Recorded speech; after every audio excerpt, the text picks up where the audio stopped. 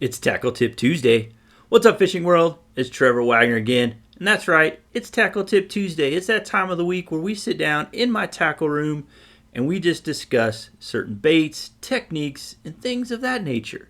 In this week's episode, we are talking walking baits. That's right, we're talking walking baits.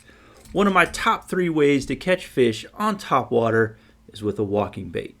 So we're going to break down, I'm going to show you all the different walking baits that I typically throw, what my favorite walking bait is. I even have some walking baits in my favorite bait style that I've actually painted up. So we're going to go through all of that. We're going to go through the rod and reel setup. I have some on the water footage of me working a walking bait on my kayak so you can kind of see how I do it. We're going to talk about the cadences. We're going to talk about what I do with my rod tip. We're going to talk all of that with walking baits.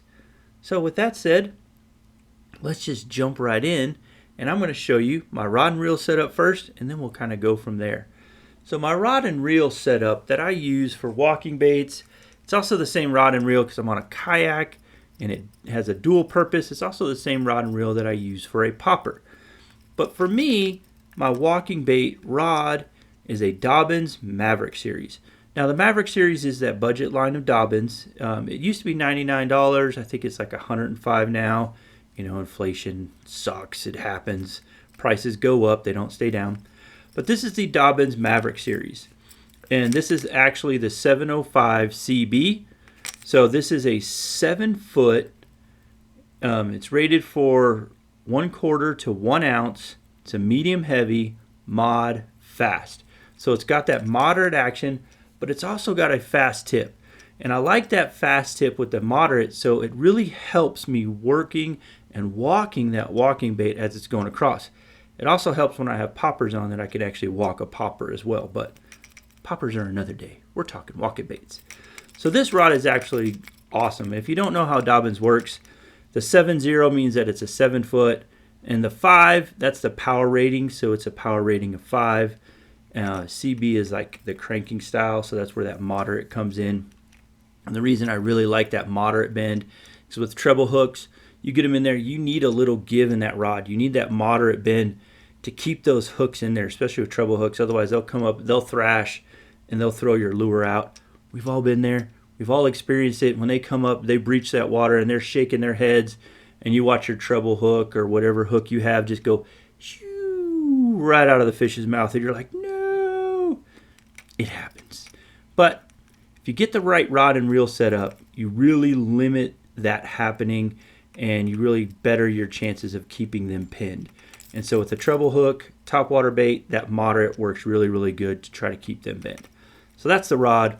The reel, I have the Lose Tournament MP. Again, it's a really, really good workhorse reel.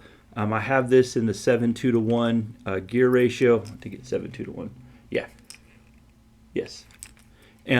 Just a good all-around reel. It's got good speed. And if you look, I have it hooked up with braid. I have braid to a mono filament leader to my actually walking bait. So why do I use braid to mono on my walking baits? And the answer is simple. When I could bomb a walking bait pretty far out there. We're talking 70 to like 100 feet away from the kayak. And when it's that far out and I'm working it and I go to lean on that fish, I don't need a lot of stretch in that line. So that's where that braid comes in.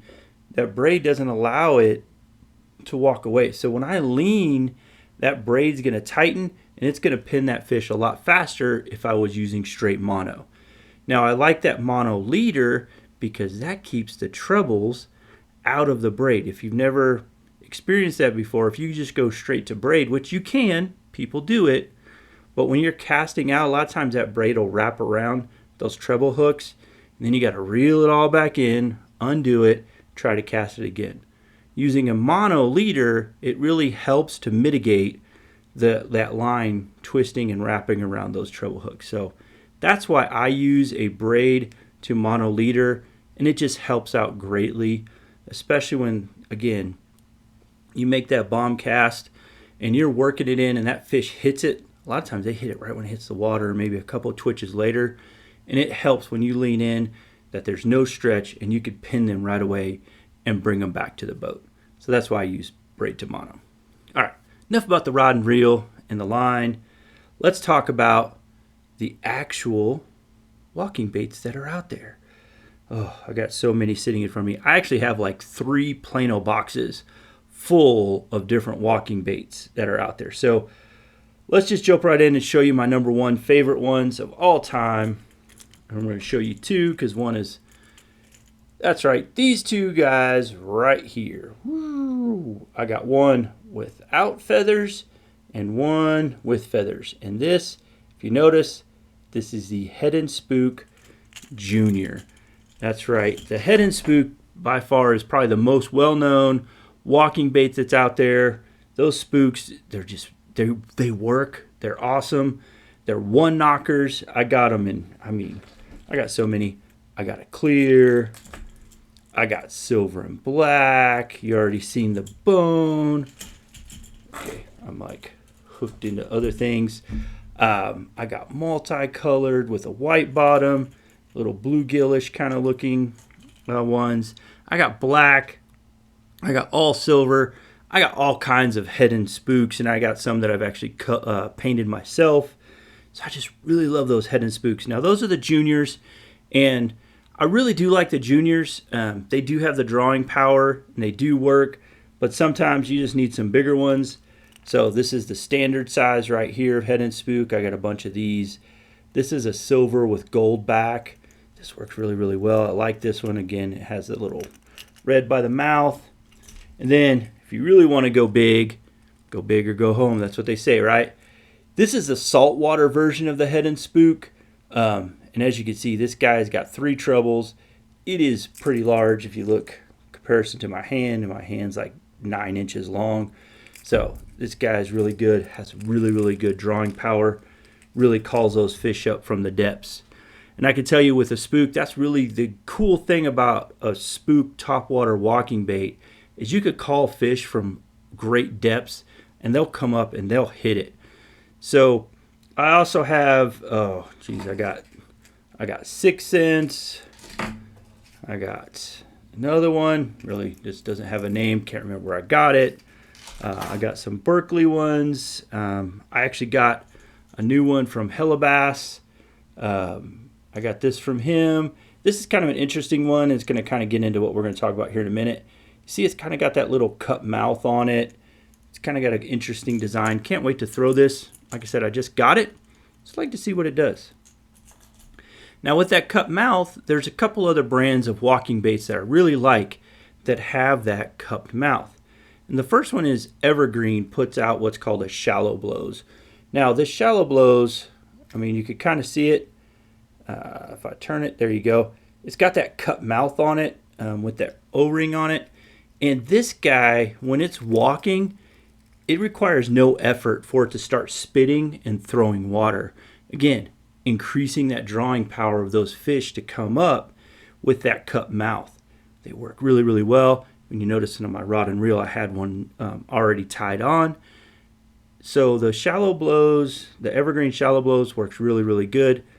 Berkeley has another version too, and I have a couple of those, and these are the cane walkers.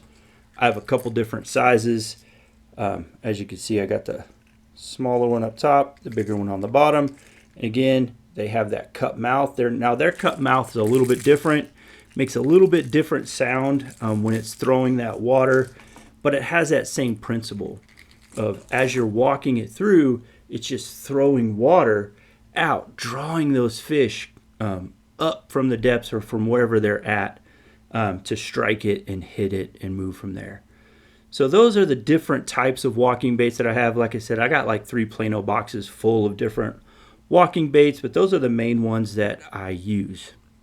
Now, where do you throw a topwater walking bait? You could throw it up shallow, you could throw it mid, and you could throw it out in the depths. If you're out there and you're using forward-facing sonar, if you just got 2D sonar and you see some structure that's offshore, maybe there's a hump or something out there and you can kind of see that there's probably fish holding on there, man, in the summertime, warmer water, you could throw that out there, especially early morning, actually all day. I catch fish all day on walking baits. It doesn't matter if it's early morning or late at night. It's an all day thing. You throw it out there over to those points, those humps, those rock piles that are deep, and you start walking it through, those fish will come up and they'll hit it. If they're hungry, they're going to chew on them. So they work really, really well in those conditions. Now, the only time that walking baits do not work is if you have a lot of vegetation. Obviously, you're dealing with treble hooks. So if there's vegetation either on top of the water or really close to the surface, those trebles just get caught up in it and it's not worth it. That's when you need to switch to a buzzbait, a frog, something along those lines if you're going to fish topwater.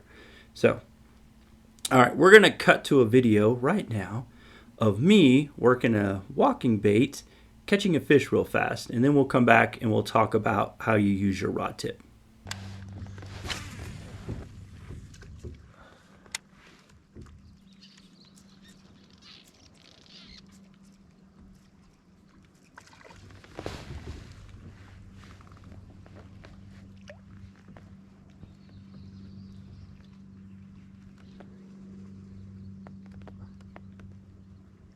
Not very big.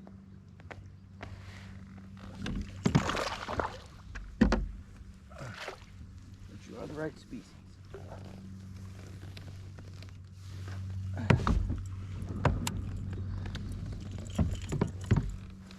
Oh. All right, so as you can see in that video, as I was working it, my rod was pretty parallel to the kayak and I was trying to keep my tip as low as I possibly can. Because in a kayak, unless you're standing up, if you're sitting, you really need to get that rod parallel with the water or below as you're working it to get that good walking action. The other thing that helps with your walking action is the type of knot that you tie onto your eye, right? So you want to use a loop knot, or in my case, what I like to use is I have a snap. Well, it's not really a snap. It's a connection, and with it, it allows the bait to really walk through the water. Because if you do a direct connect knot, it really limits it, and you got to work it a little bit different, a little bit harder to get that bait to actually dive and do the walking that it's supposed to do. So use a loop knot or use some kind of snap or connection piece to help you out. So mine is, I'll link mine down below that I use. They're Norman speed clips. They're absolutely phenomenal. You could change your baits out fast. It acts like a loop knot. Works tremendous. All right, guys, so that's pretty much it. The last thing I want to do is going to show off a little bit of my painting. I'm not a professional painter. I kind of suck at painting, still learning. But spooks are pretty easy to paint, so I've done a couple of them. These are 3 that I really, really like. This guy right here, he's got a nice little silvery white bottom, and it kind of rolls up into a dark blue. It's got the feather treble on the ends, which I absolutely love. That guy works really good. I have one that I did with it's kind of this guy right here. I like this. He's kind of got a white silver bottom. Then I kind of speckled, let it kind of focus here. So get my hand to focus it a little better. You can see I speckled green with that silver into a black back. Really love how this one turned out. And it got that green feather treble on it. Really, really love this guy. And then last but not least, speaking of speckles, I call this one my speckled one. So it's got green and black speckles through it. It's white. It's kind of got a white and silver bottom. Again, it's got that green and white feather treble on it. So just a couple things that I like to do. Just kind of mix it up. Sometimes I like to paint them, and I really do like the way those turned out. All right, guys, with that said, that's pretty much, I mean, I could talk walking baits for a lot longer. We could talk about when I use a feather, when I don't use a feather. Actually, let's do that. So as you can see, I have 2 different ones with a feather and without a feather. So when do I have a feather on and when do I not? More times than not, I will always leave a feather on. I just think that adds to the drawing power of the walking bait. However, I do take the feather off in 2 incidences.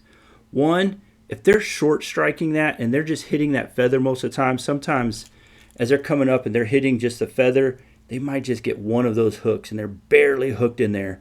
And if they do that a couple times, I'm taking the feather off and I'm just going to run straight no feather. The other time is if for some reason those pesky bluegill are out there.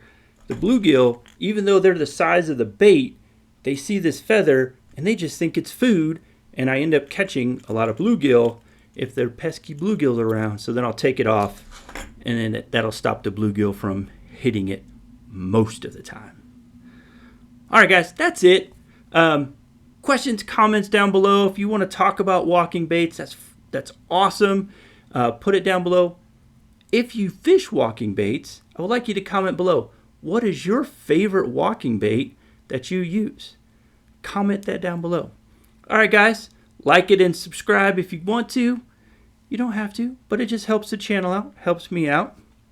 With that said, guys, if you can, get out and fish and catch some bass. All right, guys, until next time, have a good one.